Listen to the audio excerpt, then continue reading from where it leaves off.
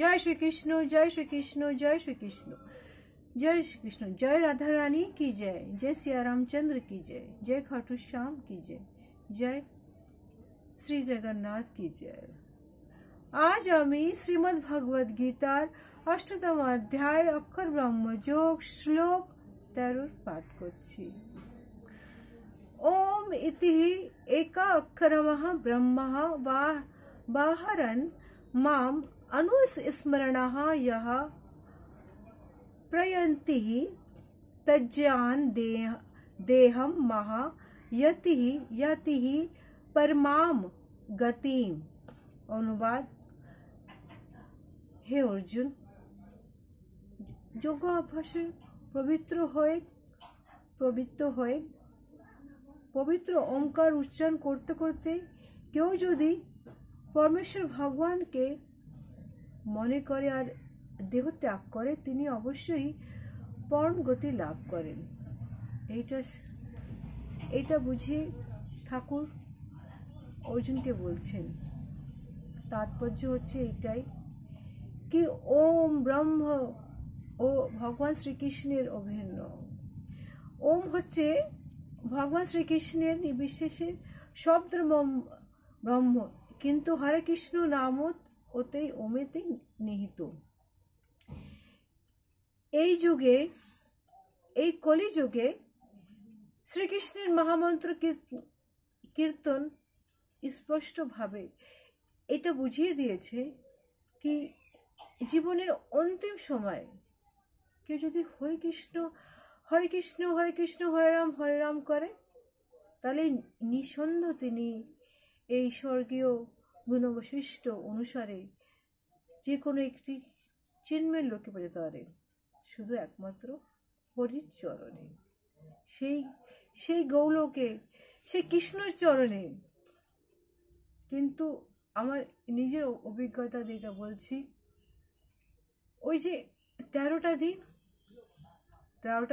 দিন আমরা যদি সেই আত্মার জন্য আমরা যদি হরি কৃষ্ণ করি না, হরি কৃষ্ণ হরে রাম হরে রাম হরে রাম, তাহলেও সেই আত্মা গোলকে চলে যায়।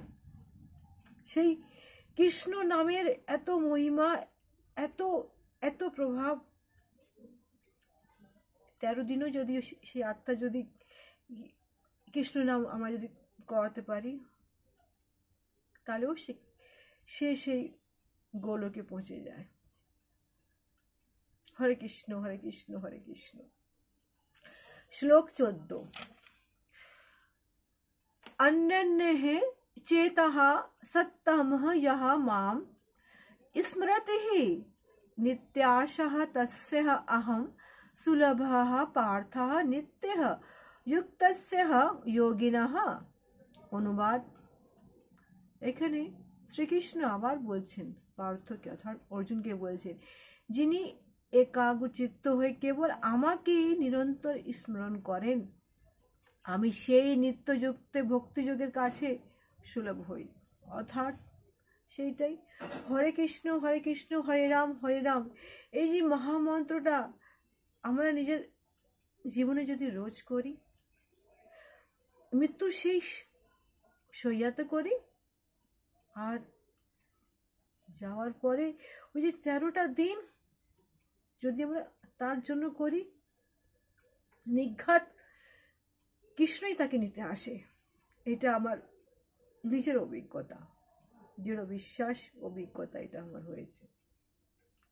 কৃষ্ণ নামের চমৎকারী নাম, কৃষ্ণ নামের প্রভাব যার জীবনে হয়েছে, সে উদ্ধার হয়ে গেছে, সে সারা জীবনের জন্য উদ্ধার হয়ে গেছে।